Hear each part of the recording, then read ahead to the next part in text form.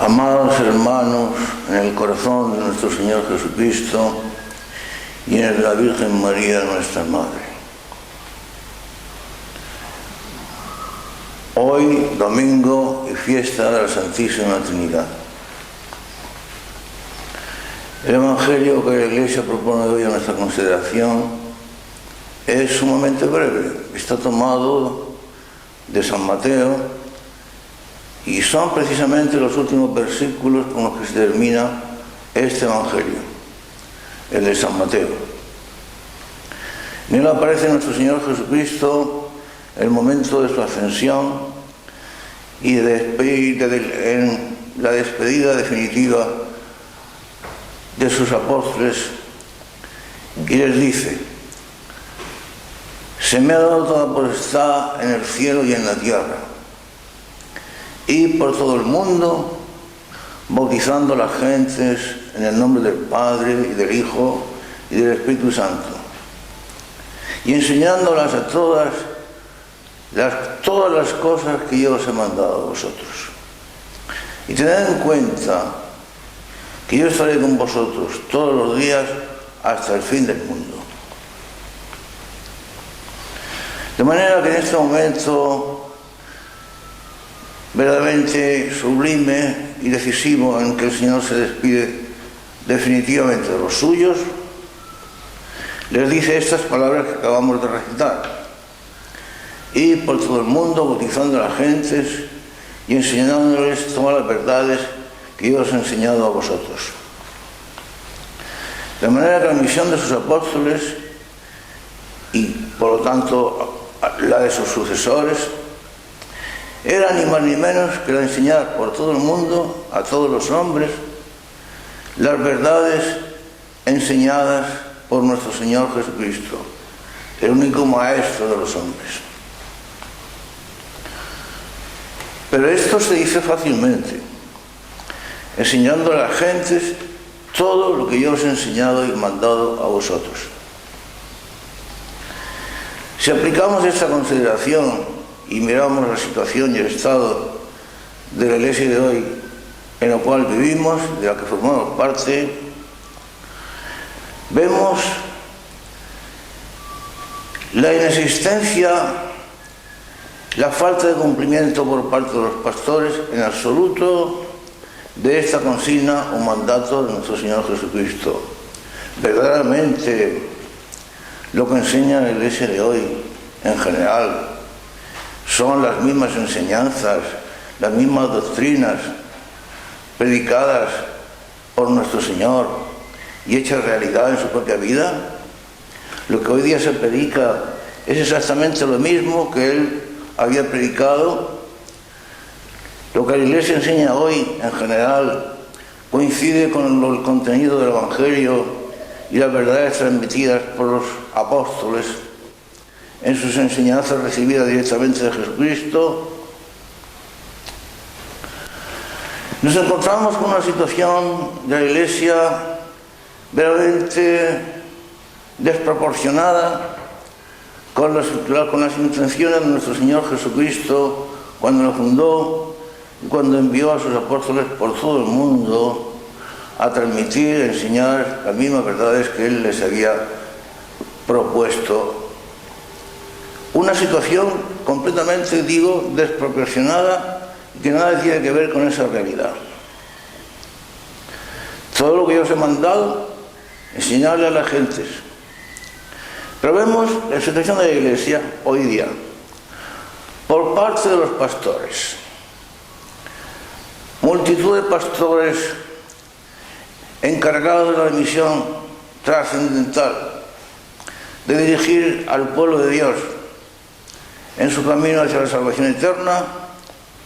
Nos encontramos que son hombres del mundo y del mundo, hablan como el mundo, sienten como el mundo, viven las cosas del mundo y preocupados por los bienes y riquezas de este mundo, es decir, por la influencia, el poder, la riqueza, el dinero, la consecución de puestos de relevancia, el vivir conforme a los criterios y enseñanzas tal como se dicen y se viven en el mundo, su pacto con los poderosos del mundo, su negativa a predicar con claridad la verdad de Jesucristo, nunca dispuestos a enfrentarse a la gente, a los deseos de la gente, sino más bien hablar conforme a los deseos de la gente, omitiendo, escamoteando las enseñanzas de nuestro Señor Jesucristo.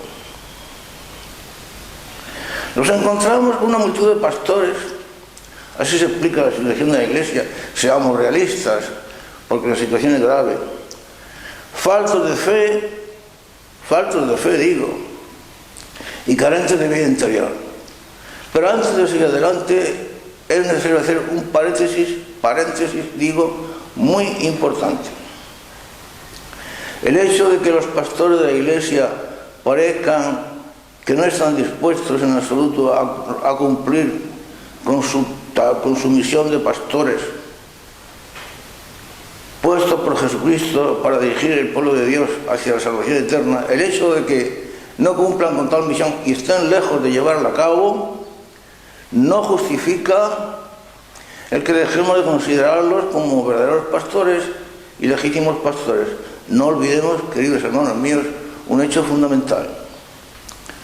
Si negamos la jerarquía de la Iglesia y pretendemos eliminar de la Iglesia una jerarquía que consideramos corrupta, si tal cosa se hiciera, una Iglesia sin jerarquía dejaría de ser Iglesia visible. Y la nota de la visibilidad es una de las notas esenciales de la verdadera Iglesia. De manera que, honestos o no, cumplidores o no de la función que el Señor les había encomendado, viviendo la fe o habiéndola perdido, fieles a la fe en la que habían sido bautizados o apóstatas, si son los legítimos pastores de la Iglesia, en último término, hay que aceptarlos y admitirlos como tales mientras no se demuestre claramente lo contrario por quien puede demostrarlo, no por los fieles cristianos en particular. Porque de otro modo, como digo, una iglesia desprovista de jerarquía dejaría de ser iglesia visible y por lo tanto ya no podría ser considerada como verdadera iglesia. Pero continuando con lo que veníamos diciendo, nos encontramos una multitud de pastores que no tienen inconveniente no ya en dejar de predicar las verdades del Evangelio, cumpliendo el mandato del Señor, enseñando a la gente todo lo que Dios os ha mandado a vosotros, sino que incluso difundiendo doctrinas claramente anticristianas, defendiendo vicios claramente nefandos, confundiendo deliberadamente a las gentes y dejándoles en definitiva sin pastor, desconcertadas, confusas y sin saber a dónde dirigirse. Pastores que han pactado con el mundo y con los poderes del mundo y traidores por lo tanto a la Iglesia y al pueblo cristiano. El pueblo cristiano se encuentra en una situación en la cual no tiene que nos dirija, en la cual, hambriento de la verdadera doctrina, se encuentra sin la verdadera doctrina. Si vosotros que sois malos cuando vuestros hijos piden pan, no les dais una piedra, pero hoy día son muchísimos millones los fieles cristianos que en vez del pan de la doctrina que tenían que recibir, reciben más bien la piedra de la que hablaba Jesucristo o la serpiente de la que también hablaba el Señor. En cuanto a los problemas, ¿qué problemas son los que preocupan a tales pastores? ¿Y cuáles son los problemas que les anima a difundir sus enseñanzas y sus proclamaciones ante la multitud de los fieles? Por ejemplo, para ser concretos y actuales, hoy en día el problema que parece preocupar a multitud de pastores, incluso de elevada jerarquía, es el problema del fútbol. Largos discursos de pastores de inmensa responsabilidad dedicados al fútbol. Yo no tendría nada contra el fútbol, aparte de que siempre lo he considerado desde hace muchos años como una mafia espantosa en la que se llevan a cabo multitud de negocios verdaderamente sucios e inmorales. No de todo está apañado, pero esa es otra cuestión. Pero el problema del fútbol es el problema que ha de preocupar a los pastores para predicar a los fieles. El fútbol. A mí me asombra, por ejemplo, el caso de Chile, un país por el que yo siento verdadera admiración. No he tenido el honor y la satisfacción, porque no se me ha presentado la ocasión de visitarlo, pero conozco a muchas de sus gentes, algunas de las cuales son hijos espirituales míos, de manera que sé lo que me digo. Y son gentes verdaderamente extraordinarias, de un valor humano a toda prueba, de una inmensa vida interior, de una disposición a dar testimonio de Jesucristo realmente increíble, de un espíritu de sacrificio admirable. Un pueblo de profunda raigambre cristiana, un pueblo en el que te encuentras, repito, hombres y mujeres de valor excepcional. Yo he conocido a lo largo de mis correrías a lo largo del mundo con muchos hombres y muchas mujeres verdaderamente extraordinarios, muy extraordinariamente valiosos, pero os digo de verdad que nunca más valiosos que los chilenos que yo he conocido. Como digo, algunos de los cuales son hijos espirituales míos, de manera que sé lo que me hablo. Y los conozco suficientemente para saber que es un gran país, una gran nación, con profunda raigambre cristiana y de profundas posibilidades en cuanto a dar testimonio de Jesucristo por todo el mundo. Sin embargo, nos encontramos con una conferencia episcopal chilena, que aprovechando el momento actual del Campeonato Mundial del Fútbol, dedica la página web de tal conferencia episcopal por completo, y mientras dure el campeonato del fútbol, exclusivamente a hablar de fútbol y a fomentar entre el pueblo fiel el sentimiento del fútbol. Y yo digo, si un pueblo de raigambre profundamente cristiana, un pueblo que vive de verdad el sentido del patriotismo, dando de lado a esa raigambre cristiana y a los valores cristianos y al verdadero sentido del patriotismo, funda todo su patriotismo en el fútbol y todo su sentido de los valores en el fútbol, y todo el valor como nación depende de los resultados de su fútbol, y tal cosa y tal sentimiento es fomentado por los pastores, alimentando así el vacío interior de las almas, el desasosiego de las almas, la falta de alimento espiritual. Ese pueblo está condenado sencillamente a desaparecer como tal. Ese pueblo ha dejado de ser tal pueblo. Ese pueblo realmente lo ha perdido todo. El fútbol, solamente el fútbol,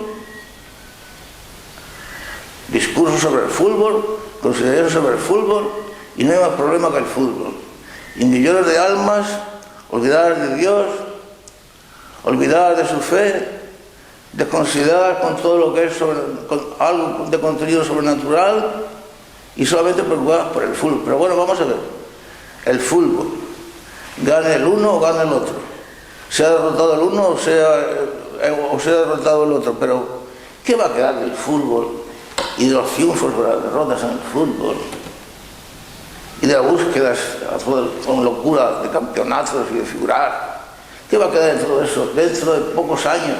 Yo diría de pocos meses, dentro de pocos días. Nada, absolutamente nada. ¿Qué trascendencia va a tener eso para la salvación de las almas? ¿Qué importancia tiene eso como para suscitar el interés de los pastores y hacerlo el objeto de su principal preocupación e incluso de su predicación con respecto a los fieles? Diréis que es una banalidad, pero no lo es. porque es un problema tan importante como el hecho de que los pastores dejaran de predicar la palabra de Dios y se dedicaran pues a cosas puramente humanas, buenas o malas, pero puramente humanas, que nada tienen que ver con la misión de los pastores. Luego además, en tales motivaciones y en tales conductas, y muchas veces entra la hipocresía y los gestos puramente teatrales y por lo tanto carencia de contenido y por lo tanto también actos para confundir las almas. Por ejemplo, hoy día se habla mucho de la paz, y se llevan a cabo incluso por jerarcas de la mayor categoría gestos espectaculares y teatrales en favor de la paz. Jerarcas católicos acompañados a lo mejor de musulmanes y de judíos, trabajando y haciendo gestos que luego han de ser transmitidos por los medios de comunicación del mundo entero, hablando y actuando, dicen ellos, en favor de la paz. Pero vamos a ver, esos gestos teatrales espectaculares, por muy espectaculares que sean, ¿qué trascendencia tienen? ¿Qué contenido contienen? ¿Y en qué se resuelve en definitiva en cuanto a la paz? Esos mismos que llevan a cabo tales gestos teatrales y espectaculares son los mismos que están fomentando el negocio de armas. Israel, por ejemplo, los judíos son uno de los mayores exportadores y vendedores de armas de todo el mundo, y el mismo arsenal judío es de los más importantes del mundo, de los más importantes. De manera que hablando de la paz y por otra parte viviendo y fomentando y llevando a cabo el negocio de armas. Y no hablemos de musulmanes, también hablando de la paz y haciendo gestos en favor de la paz, y por otro lado persiguiendo a los cristianos, lo mismo que los judíos también, martirizando a los cristianos, asesinando a los cristianos, y eso un día y otro, todos los días. Yo, hermanos míos queridos, no sé lo que pensáis de mí, pero yo veo tales gestos y tales situaciones y sencillamente me parecen una hipocresía, una desconsideración con respecto a la realidad de las cosas, un engaño a las gentes y un olvidarse por completo de la obligación de los pastores de predicar la palabra de Jesucristo. Esos mismos que llevan a cabo tales gestos en favor de la paz. ¿Pero qué paz? Porque es curioso también comprobar que cuando los pastores hablan de la paz, siempre e indefectiblemente se refieren a la paz mundana. Una paz mundana que fue excluida expresamente por Jesucristo de su mensaje, del contenido de su mensaje. La paz os dejo y mi paz os doy, no como la da el mundo, esa no, sino mi paz. Porque Jesucristo sabía muy bien, como todos sabemos muy bien, que la paz mundana es una pura hipocresía.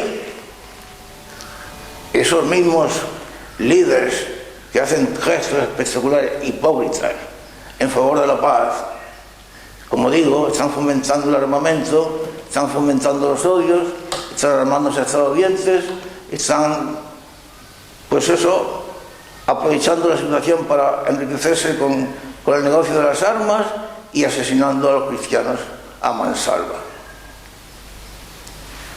Entonces, estas situaciones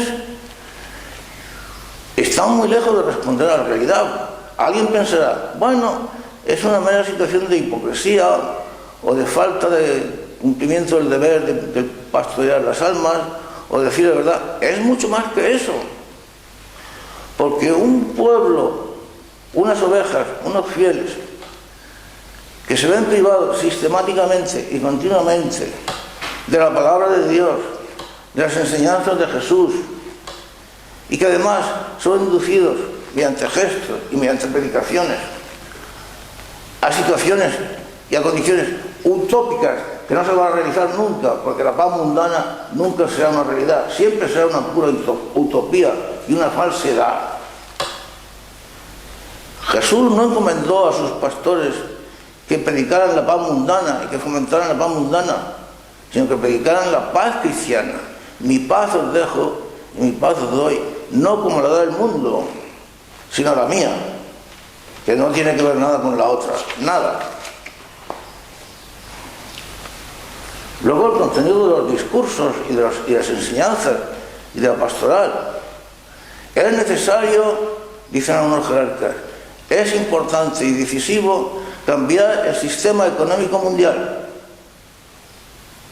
El sistema económico mundial, tal como se ve actualmente, es un atentado contra los pobres, contra los marginados y además es un sistema que se ahoga a sí mismo, que se destruye a sí mismo. Pero bueno, vamos a ver. El problema está en cambiar el sistema económico mundial. Hermanos míos, pensemos con la cabeza y con el sentido común. Podemos cambiar el sistema económico mundial todas las veces que queramos y poner un sistema en lugar de otro. Pero mientras no cambiemos el corazón de los hombres, que es justamente lo que hay que cambiar, y es precisamente la misión que Jesús había encomendado a sus pastores, cambiar el corazón de los hombres, enseñándoles a amarse los unos a los otros, un amor que solo es posible cuando se deriva del amor a Dios. Podemos cambiar los sistemas económicos mundiales todas las veces que queramos, pero no vamos a solucionar nada. Mientras no se cambie el corazón de los hombres, los sistemas económicos mundiales seguirán sin funcionar, porque siempre habrá egoístas, estafadores, especuladores, aprovechadores de los más humildes, de los marginados, negociantes y buscadores del provecho de sí mismos. Siempre los habrá. Mientras el corazón de los hombres siga apartado de Dios y podrido, de esos hombres que llevan a cabo precisamente esos sistemas económicos mundiales que es preciso cambiar, mientras esos corazones sigan podridos, cambie usted el sistema mundial todas las veces que quiera y todo seguirá igual. Y esto, dígase lo que se diga, porque es la estricta y pura verdad. La Iglesia, la multitud de fieles, confusos, sin pastor, sin recibir la enseñanza predicada por Jesucristo, carentes de las maravillosas verdades predicadas por Él, por Jesús, y contenidas en el Evangelio, transmitidas a su vez por los apóstoles, se encuentran con unos pastores. Veamos, por ejemplo, la conducta de la Conferencia Episcopal Española, ya que estamos aquí en nuestro país. Yo predico desde España. Manda sus felicitaciones, sus mayores encomios y entusiasmos a los dirigentes políticos, a altos dirigentes políticos, de los cuales todo el mundo es consciente de que son tales políticos los que han destruido por completo España, la integridad de España, los que han destruido la integridad, la inmoralidad de toda una nación, los que han permitido que se corrompa a la juventud, los que han firmado leyes a favor del aborto, los que han faltado a toda clase de juramentos y promesas, aquellos cuya conducta, desde luego, es cualquier cosa menos cristiana, los que han permitido que se denigre y se calunie a personajes que tanto han hecho por la historia de España, por la moralidad, por elevar la moralidad de los españoles, la vida de los españoles. Han permitido tantas cosas y a eso la Conferencia Episcopal envía sus encomios y su reconocimiento a su dedicación, a su inmolación, a su sacrificio. Pero bueno, vamos a ver, tales cosas, digamos la verdad, seamos realistas, contribuyen a la apostasía de más y más cristianos. Desde luego no contribuyen a que los que están fuera de la Iglesia se decidan incorporarse a ella. Al contrario, porque cada vez se apartan más cuando ven la conducta de los pastores. Ven, por ejemplo, a políticos altamente responsables, encumbrados, que han difundido el marxismo, que han sido jefes de partidos comunistas, que han propugnado las famosas checas en las que se han asesinado a miles de personas, que han mandado ametrallar y fusilar a miles de católicos simplemente por serlo. Concretamente en España, en las orillas del río Jarama, junto a un pueblecito que está precisamente cerca de Madrid, miles de católicos ametrallados por ser católicos por tales políticos que hoy día han sido encumbrados, son encumbrados, reciben homenajes por los gobiernos y por los políticos más prominentes del país, por las personalidades más influyentes. Se les dedican calles, se les dedican monumentos, al mismo tiempo se denigra a otros personajes y se les calumnia que tanto han hecho por el bien del pueblo cristiano. En esa situación podríamos preguntar, bueno, claro, ¿qué es lo que pasa con las órdenes y congregaciones religiosas? Los antiguos monjes, las antiguas monjas en sus conventos dedicadas a la oración y contemplación, a la oración contemplativa, a la oración de Dios y al sacrificio y a la conducta heroica de hacer el bien entre sus semejantes en hospitales, asilos, misiones, etc. ¿Qué se hizo de todo eso? Hoy día nos encontramos con los curas roqueros, con las monjas roqueras enloquecidas, completamente paganizadas, difundiendo doctrinas contrarias a la doctrina de la Iglesia y a las verdades cristianas, e incluso a las verdades más elementales que se derivan de las exigencias de la naturaleza humana. Pero aquellas mujeres que dedicaban su vida y vivían la perfecta alegría en la consagración de su virginidad a Dios, en su vida de oración constante y sacrificada, o a través de su trabajo en los hospitales, misiones, asilos, etc. Todo eso, ¿en qué ha quedado? Todo desconcertado, todos mundanizados. Diréis que exagero. No exagero. Ahí están los hechos. Los podremos negar, pero ahí están los hechos. Patentes, obvios, punzantes. Decía Lenin precisamente, y si los hechos están contra nosotros, peor para los hechos. Y ya está. ¿Qué fue de aquella vivencia, de aquel fervor religioso, de aquel efervescente, grandioso, maravilloso que existía en la Iglesia? Los seminarios en los que desde hace tantos años no solamente se admite, sino que se fomenta y se promueve la homosexualidad. Luego vienen las hipócritas quejas de que existen sacerdotes pederastas o lo que sea, pero ¿cómo no va a ser de otro modo? Si desde el seminario se fomenta la homosexualidad, se permite la homosexualidad, e incluso se persigue las actitudes correctas.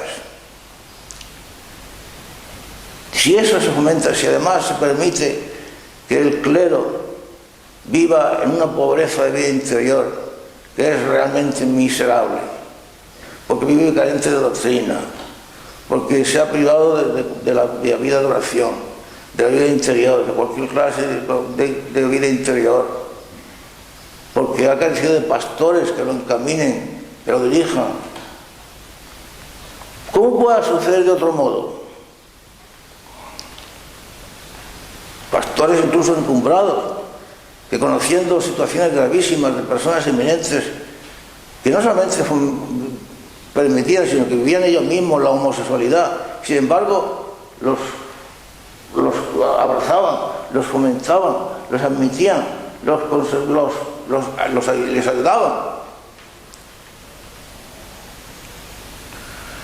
¿Qué fue de aquellas monjas contemplativas? ¿Qué fue de aquellos monjes, aquellos frailes que con sola su presencia fomentaban el fervor entre el pueblo cristiano? ¿Qué fue de aquellas multitudes de sacerdotes que en pueblos, ciudades, villorrios y aldeas vivían su vida de sacrificio en favor de tantas y tantas gentes? Me diréis que tales sacerdotes y tales monjes siguen existiendo. ¿Es verdad? Pues claro que sí, y siempre lo sabrá. Pero la globalidad y la generalidad de lo que ocurre y de lo que hoy día existe en la Iglesia va por otros caminos, como todos sabemos muy bien, si es que lo queremos reconocer. En fin, ¿para qué seguir, hermanos míos? ¿Para qué relataros e insistiros y fomentar vuestro mal humor hablando de las situaciones que todos conocemos tan bien, que estamos presenciando y que a no ser que voluntariamente cerremos los ojos o hayamos hecho pacto con la mentira, estemos dispuestos a admitir? En medio de todo esto, ¿no sería bueno que nos volviéramos a Jesucristo, a la persona de Jesucristo? Estamos más necesitados que nunca de la persona de Jesús, de Jesucristo.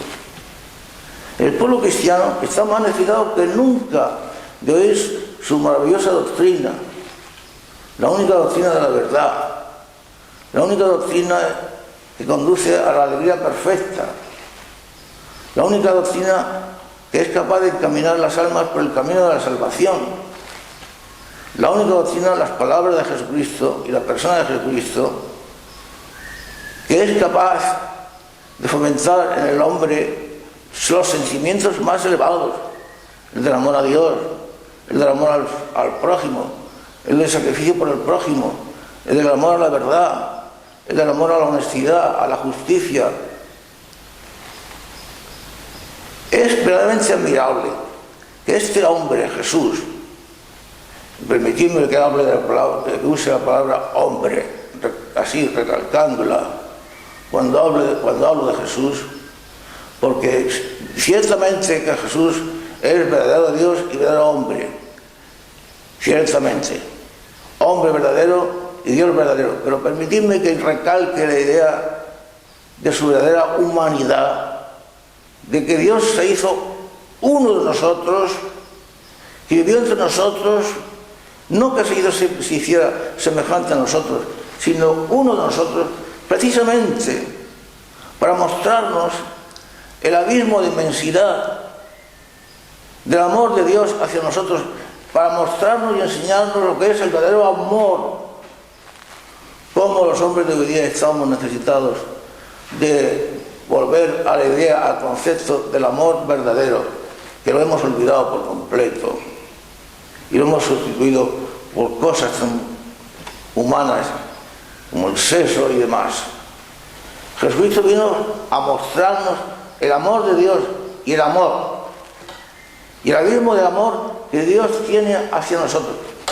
Hay que pensárselo bien para pensar que el mismísimo Dios se humilló hasta hacerse hombre, una humillación que supone una actitud infinita, porque de Dios al hombre va un trayecto infinito. Y Dios hizo tal camino de infinitud, se humilló hasta esa forma de hacerse uno de nosotros y mostrársenos en Jesucristo para demostrarnos a los hombres lo que es el verdadero amor. Un amor que Él consumó en el supremo sacrificio de la cruz, dando su vida por nosotros. Que vino a enseñarnos lo que es el corazón de Dios y aquello que Dios había deseado, ofrecernos a nosotros su mismo corazón, su misma vida, quiso hacernos partícipes de su propia vida, quiso mostrarnos en la persona de Jesucristo, verdadero hombre, cómo es Dios, quién es Dios, cuánto nos ama, y a enseñarnos el sentido de nuestra vida y de nuestra existencia, aquello para lo que habíamos sido creados y para lo que estábamos destinados y que nos hubiera hecho felices ya desde ahora y luego por toda la eternidad, que viene a enseñarnos el sentido de la justicia, el amor a la verdad, el valor de la honradez, el valor de la generosidad, el valor del sacrificio por los demás, verdades hoy día tan olvidadas, de las cuales no se habla, no se predica. Las palabras de Jesús, esas palabras que necesitamos renovar en la memoria de nuestra mente y en el calor de nuestro corazón. Ojalá que volviéramos a oír de sus labios la consigna de amaos los unos a los otros como yo os he amado. Hermanos míos queridos, hemos caído alguna vez en la cuenta de la profundidad y de la maravilla que contienen tales palabras. Amaos los unos a los otros como yo os he amado. De la misma forma que Él nos amó. Porque habiendo amado Jesús a los suyos que estaban en el mundo, los amó hasta el fin. Y esa era nuestra misión, la de amarnos los unos a los otros como Él nos amó, demostrándonos lo que es el verdadero amor, llevando su sacrificio hasta dar su propia vida por nosotros. Entonces no hubieran hecho falta cambiar los sistemas económicos mundiales, porque se hubieran cambiado por sí solos. Entonces no hubiera sido necesario, nunca hubiera ocurrido que las almas, las multitudes de cristianos, vacíos en su corazón de toda ilusión y contenidos sobrenaturales, de todo sentido de la perfecta alegría, de la verdadera alegría y de lo que es la auténtica vida, se inclinaran por cosas unas veces banales y absolutamente injustificadas, como hemos dicho antes, el fútbol, que en definitiva es una mafia que mueve millones y millones y repleta de suciedades y de negocios más que turbios. Y las gentes, pero bueno, pongamos su bondad o su indiferencia, las gentes llenan su corazón de tales cosas porque no tienen otras. Este hombre Dios, pero hombre, uno de nosotros, que nos enseñó esa verdad suprema que parece contraria a las exigencias de nuestra propia naturaleza, de que perdonáramos incluso a nuestros enemigos. Perdonar y amar a nuestros enemigos, palabras extrañas que hoy día son imposibles de comprender por el hombre actual, por el cristiano actual. Perdonar y amar a los enemigos, perdonar y estar dispuestos a sacrificarse por los demás. Un hombre que nos enseñó el amor a la verdad, la verdad. Como le preguntó Pilatos, ¿pero qué es la verdad? En el mundo de hoy, ¿qué es la verdad y dónde está la verdad? Los pastores de la iglesia, los políticos y los gobernantes más encumbrados, los hombres más influyentes, los que manejan las finanzas del mundo, los poderes ocultos que son los que realmente gobiernan, como la masonería, etc., desconocen, no ya que desconozcan por completo la verdad, sino que incluso la odian, porque el odio a la verdad es el odio a Jesucristo, porque Él se identificaba con la verdad. Yo soy la verdad, decía Él. Yo he venido al mundo para dar testimonio de la verdad, pero hoy todo el mundo miente. Todo el mundo trata de aprovecharse del prójimo. Todo el mundo trata de llevar a cabo negocios sucios. Lo hacen los demás. Lo hace todo el mundo. ¿Por qué no lo voy a hacer yo? Nadie me lo va a reprochar. Incluso está encomiado por el mundo. ¿Dónde está esa verdad? ¿Dónde la escuchamos? ¿Dónde la buscamos? ¿Dónde la encontramos? Pero esa verdad es Él. Y es Él lo que necesitamos. Necesitamos que de nuevo se nos hable de la persona divina de Jesucristo, que con el testimonio de las vidas de multitud de cristianos y sobre todo de sus ministros se muestre y se haga patente la misma vida de Jesús, sin cuyo testimonio, sin cuya vida no podemos nosotros encaminarnos a ninguna parte, porque nuestra propia vida deja de tener sentido. y nuestro camino se hace oscuro, indeciso y no nos conduce sino a la perdición.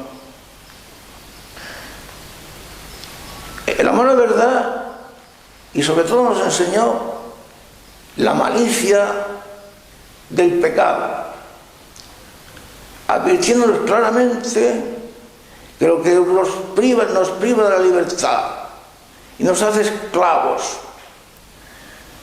Y la causa de todos los males que existen en el mundo es el pecado y solamente el pecado.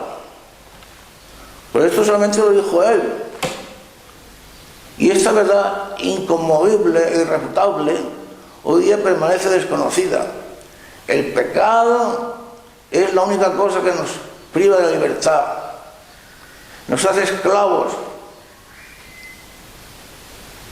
nos priva de la libertad y nos hace esclavos, y es la causa de todos los males que existen en el mundo. No las estructuras sociales, no la mala distribución de la riqueza, no los sistemas económicos que están mal enfocados y mal distribuidos. No, es el pecado, es el corazón de los hombres que se ha apartado de Jesucristo y de Dios, que ha dejado de conocerlo, de amarlo, de seguirlo, de imitarlo. Esa es la única causa de los males y de las desgracias que el mundo está padeciendo.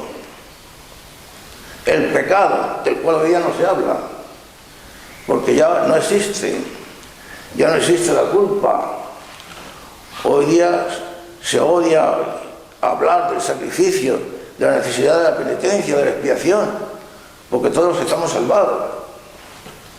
Pero esa solemne mentira y estafa a escala mundial que los pastores de la Iglesia han permitido que se difunda en la misma Iglesia, de que todos estamos salvados, gratis es amore, por arte y virgo y birloque.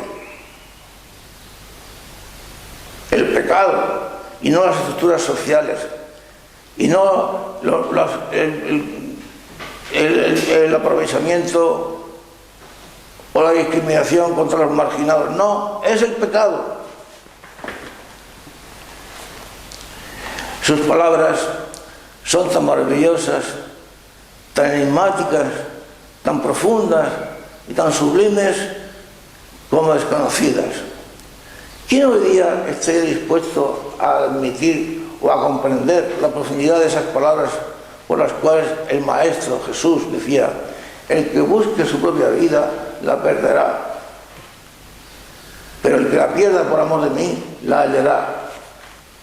Pero ¿cómo le vamos a hacer comprender al hombre moderno que el buscar egoísticamente la propia vida y solamente el propio provecho y solamente los propios deseos y caprichos, solamente el yo mismo, que eso conduce a la perdición? ¿Cómo le hacemos comprender al mundo moderno, al hombre moderno, a los cristianos de hoy? ¿Quién predica esa verdad irrefutable, inconmovible de Jesús?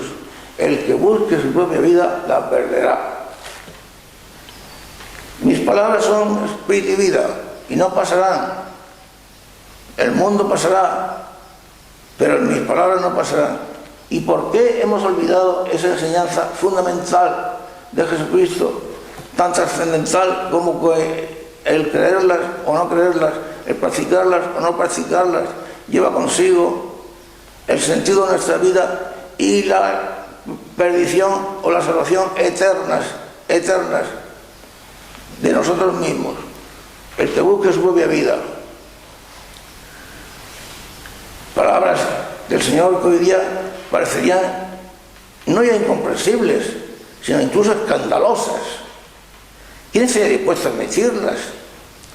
No podéis servir a Dios y a las riquezas. No se puede hablar con más claridad. Como habría que recordárselas a las grandes órdenes religiosas de la Iglesia, siempre buscando más riquezas, más poder, más influencia, más posesiones. Pero si es imposible servir a Dios y a las riquezas, no que lo diga yo, lo dijo Jesús: no podéis servir a Dios y a las riquezas. Por eso aquellas sus maravillosas palabras, iba a decir divinas palabras: porque realmente lo son, maravillosas, inefables, sublimes y al mismo tiempo conmovedoras e impactantes. Bienaventurados los pobres. Bienaventurados los pobres. Pero ¿quién se puede hoy considerar bienaventurado por sentirse pobre, por verse en una situación de pobreza?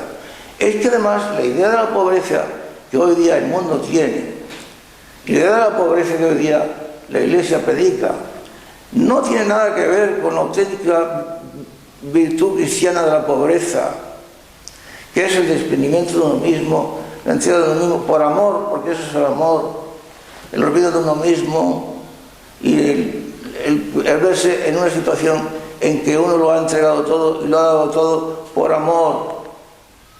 El amor es dar, es entregar, es morir a uno mismo.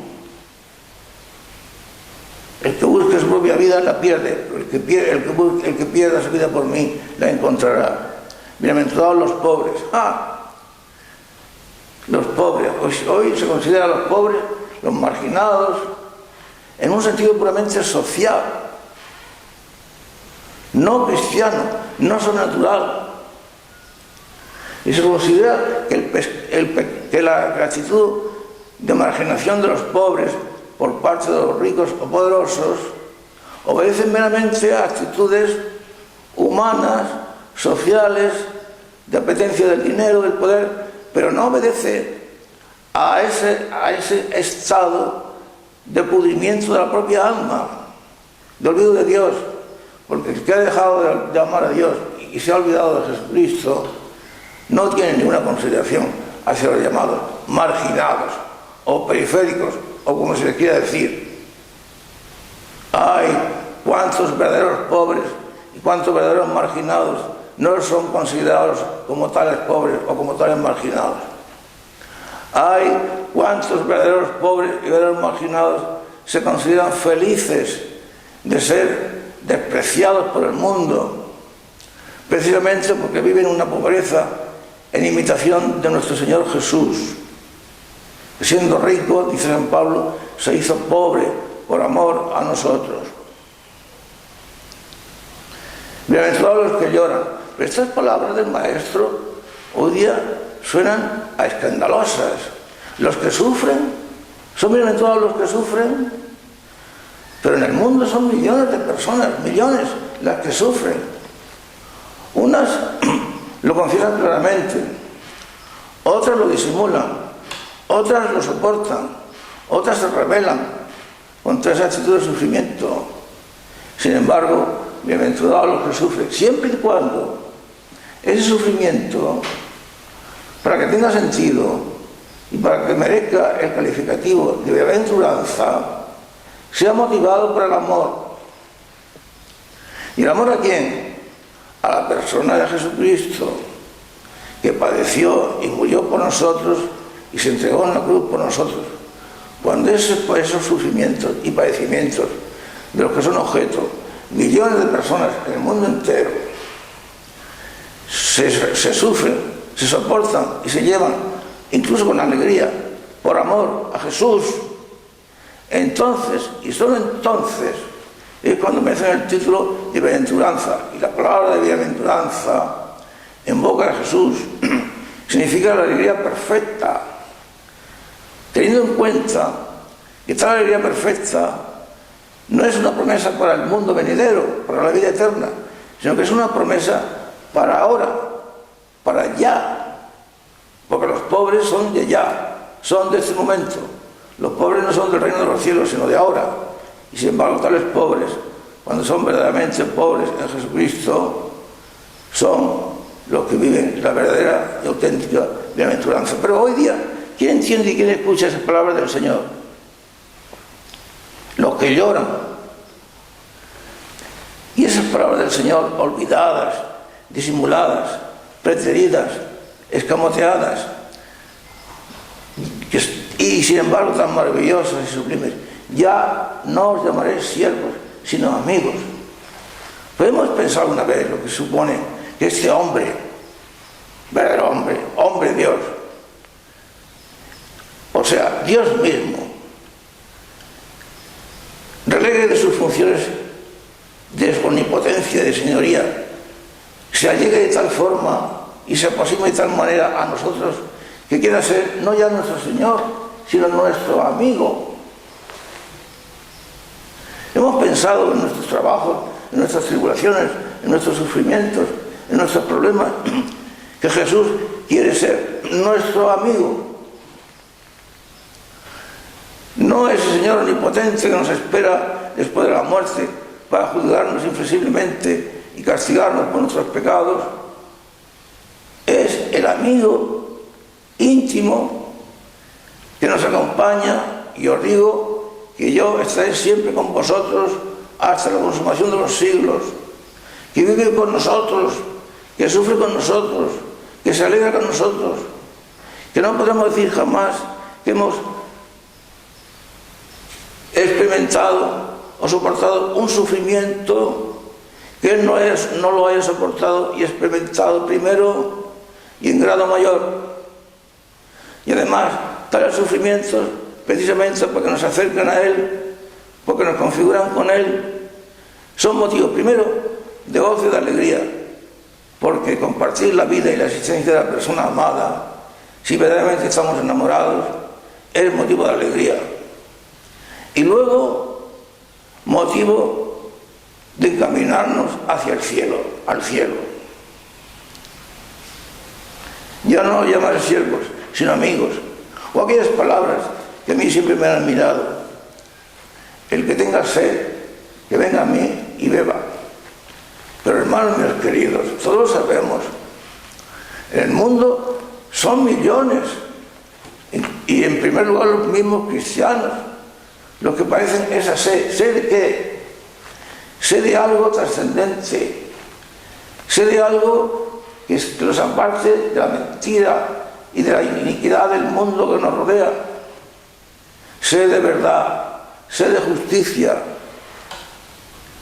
sed de algo que llene nuestro corazón, siempre inquieto, siempre insatisfecho, siempre ansiando algo que no sabemos qué, pero que nos está prometido, que supera todo lo que podemos imaginar ni concebir. El amor mismo de Dios ofrecido a nosotros y dispuesto a entregarse por nosotros.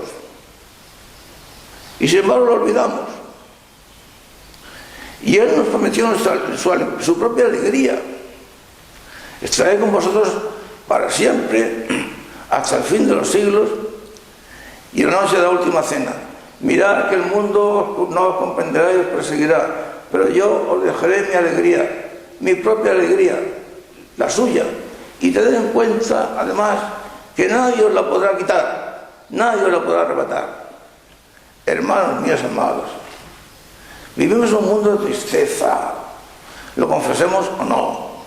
Nuestra sociedad es triste, desilusionada, amargada y oscurecida.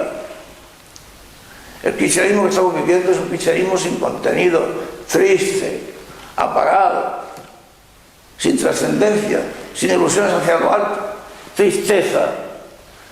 Pero Jesús no nos había prometido su propia alegría. No, y no nos había dicho que nadie nos la podría arrebatar.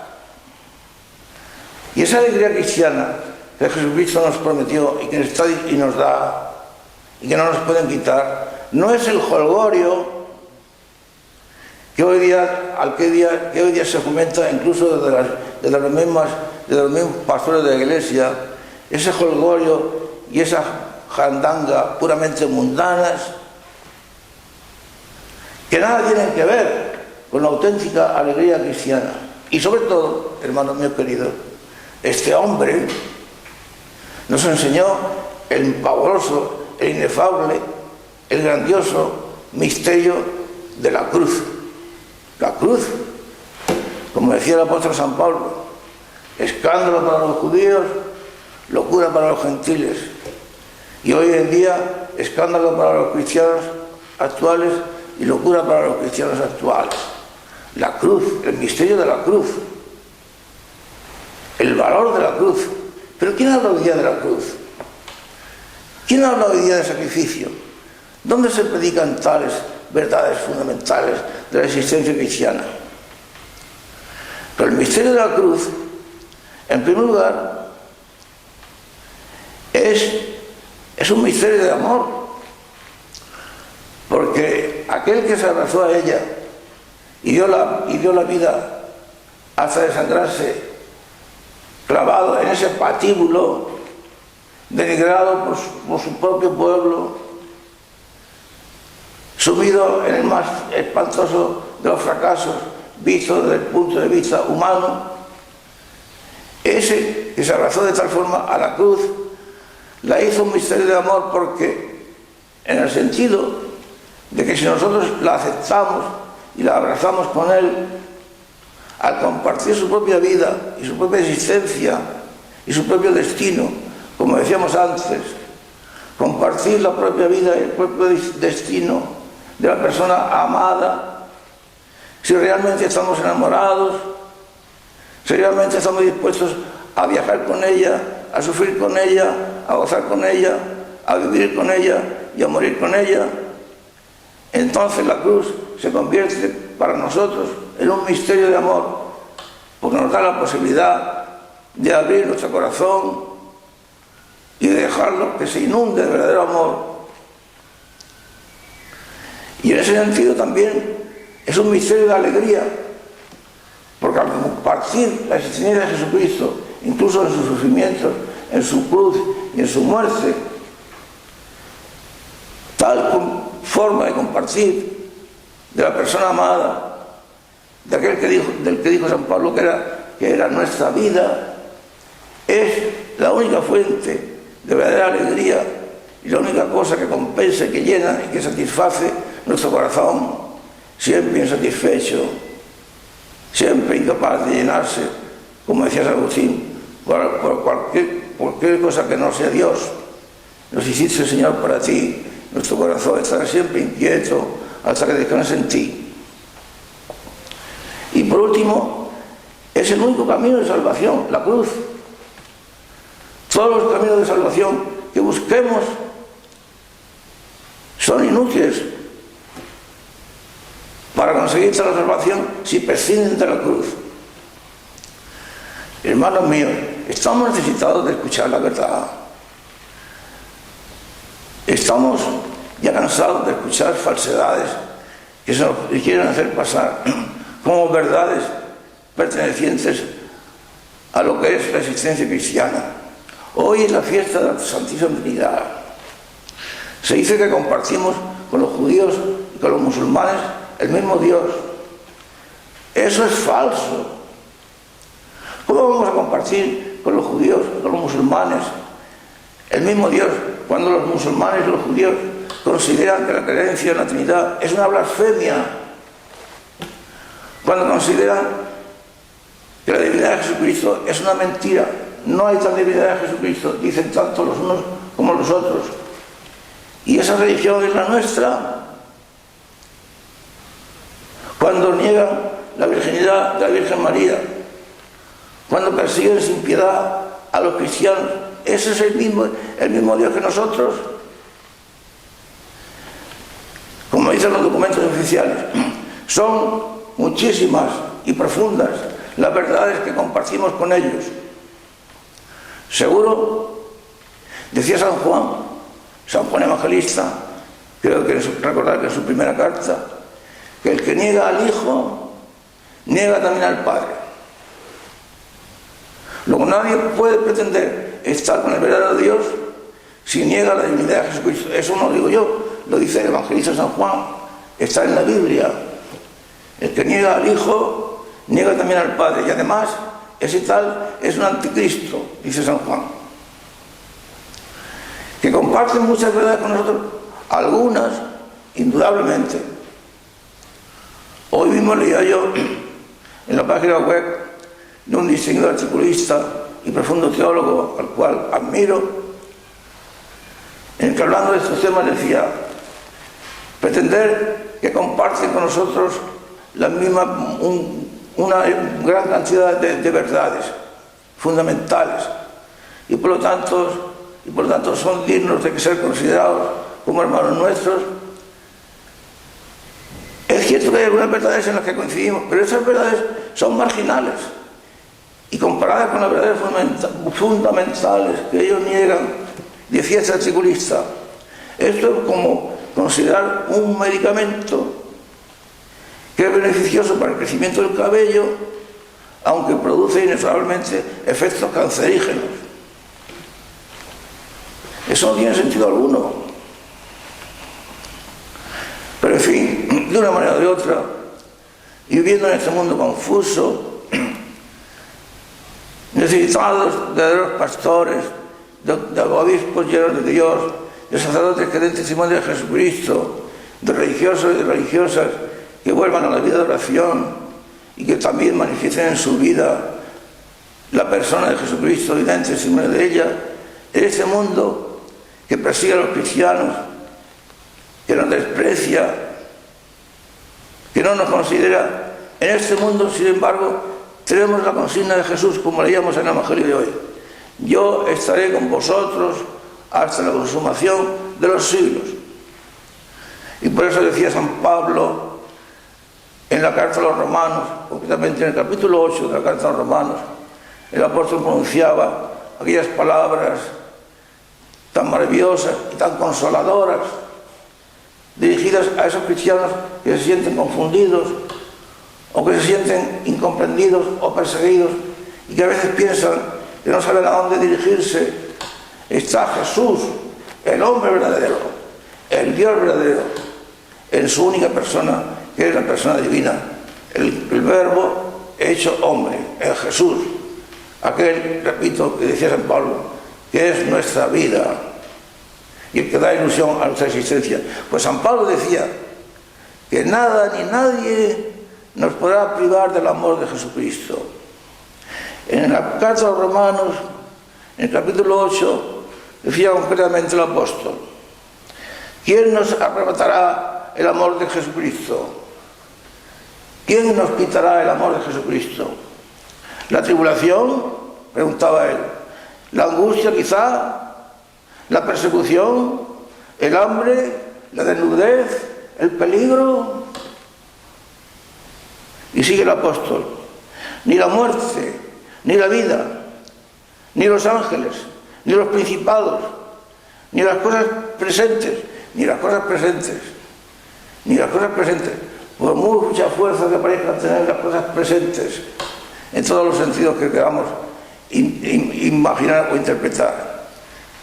Ni la muerte, ni la vida, ni los ángeles, ni los principados, ni las cosas presentes, ni las futuras, ni la altura, ni la profundidad, ni criatura alguna podrá separarnos del amor de Dios que está en Cristo Jesús. Y esas palabras del apóstol y esa consigna de Jesús en su despedida definitiva a los discípulos en el momento de la ascensión: yo estaré siempre con vosotros, pase lo que pase, hasta la consumación de los siglos, puede ser y debe ser para nosotros consolación para nuestra alma, ánimo para nuestro espíritu, fortaleza para seguir combatiendo y para seguir oponiéndonos a los criterios del mundo.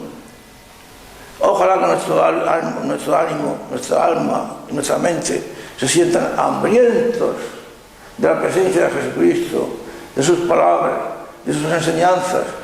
Estamos ya hartos de enseñanzas banales que nada tienen que ver con el cristianismo, cuando no propugnadoras de verdades anticristianas. Estamos ya hartos de que se nos dé, en vez de alimento auténtico, paja o veneno.